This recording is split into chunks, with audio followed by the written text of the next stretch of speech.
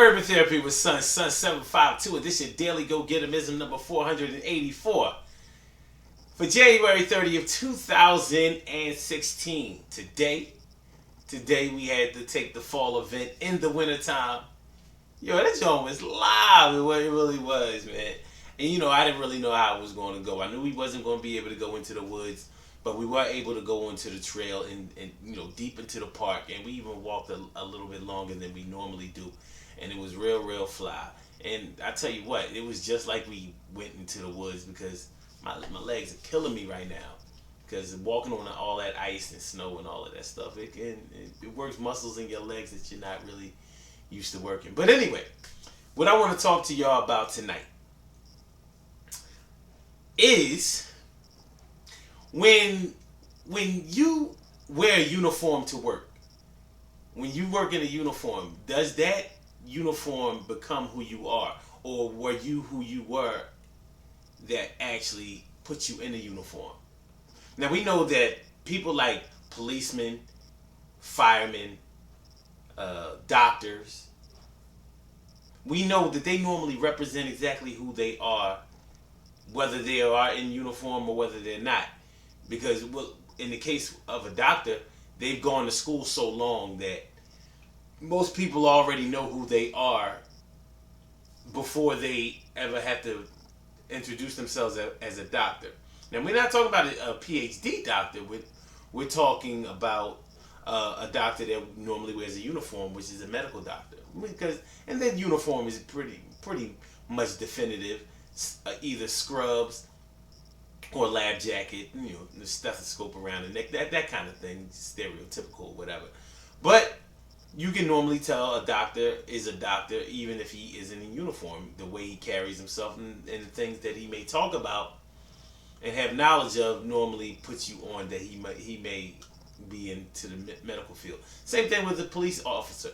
A police officer is definitely used to carrying themselves in an authoritative way, and that's not an easy thing for them to turn off. Not saying that they're all very controlling or anything like that, but they may view their surroundings in a certain type of way that separates them from other people who may just be relaxing, because they're constantly making sure that they're aware of what's going on around them and any dangers that may pervade that space.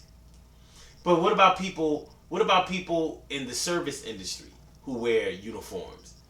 Are they the same type of person when they are away from work as they are at work? Housekeepers, bellboys, bellhops,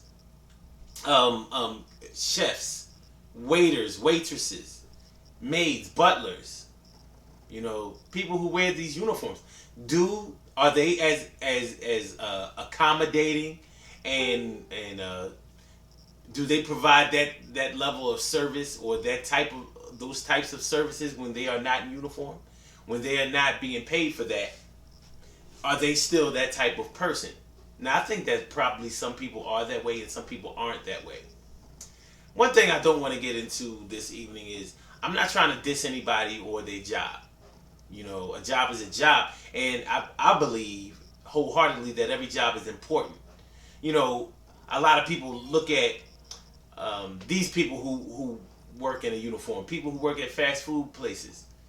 Look, a living is a living, and it's not where you start, it's where you finish. There are a lot of great career opportunities in the restaurant industry. And sometimes we forget that places like McDonald's, Burger King, KFC, places like that make billions and billions of dollars. Billions, not millions, billions. So just because somebody is at an entry level position, I tell you one thing: when you go to a fast food place, you want your food hot. You want it served with a smile. You want all your change back. You want courtesy. You want respect. You expect all of these things, but behind their back, you say things like, "You flipping burgers and dropping fries," like they're just peons, common nobodies. But they provide a service for you that's a valuable service, and if they perform their service very well, then it can propel them to get promoted. And if they have any type of business acumen or any type of leadership skills, then they can become managers and district managers and things like that and make a lot of money. 6 figures, easily. So, and everything starts at one. So, I just wanted to make sure we clear that up. And like I'm saying, we're asking, these people who wear uniforms to their jobs, are they the same type of person away from their jobs as they are at their jobs? Now, I would think that a person that really doesn't like what they do probably is going to try to separate themselves from whatever they do for a living. They're going to try to get away from that because they don't really like it. Simple and plain. They don't really like what they do, and so they want to distance themselves from whatever job that they're doing. But in any industry, in any career, that's not going to be a good thing because you're going to be in a position where you have to deal with people, and people are not going to like the way that you deal with them, and things are going to fall apart. So, like a construction worker. Now, a construction worker wears a certain uniform. Can you tell that they're a construction worker away from their job? Certainly, in the case of a theologian, aka a preacher, a minister, we normally know who they are even if they're not at work in their uniform. And they do have a uniform, the collar and everything. Reverend Run always wears the collar. Like, I'm getting sick of Reverend Run. Like, really, dude, we'll never see you without the collar? Come on now. It is what it is, though. But you'll normally notice some things about a minister even when he isn't at his place of work and he isn't wearing the uniform, the robe, or whatever he may wear. Because he's going to speak and act in that manner. So what about other jobs? Do they do that? Think about that question, man. You know what I mean? We can talk about it another time. Good things happen to those who wait. Great things happen to those who grind. And anything can happen to those who go for theirs. So go hard, go for yours. And remember, whatever it is that you do for a living, if you wear a uniform, respect that uniform that you wear. Because you're definitely going to respect the fact that every week or every 2 weeks, that check better be in your account for direct deposit, or they better have that paper ready for you. So at the same time, it's always a good idea to make sure that what you do for a living is something that you really want to do and something that will fulfill you. So let's make sure that we concentrate on that thing. And it ain't where you start, it's where you finish. So go ahead and get that paper. But provide that level of service because people appreciate it and they will pay for that. People pay for good service. Think about it. You probably do too.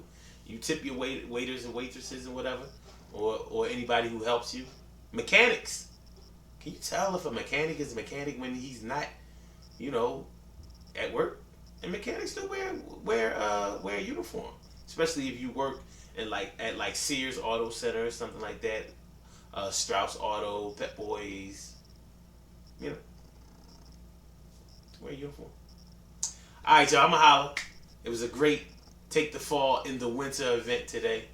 That was the anyway. Gonna holler at y'all next month for another Take the Fall, and we'll definitely holler at y'all next Saturday for Mind Right and Body Better. I'll get with y'all later. Peace.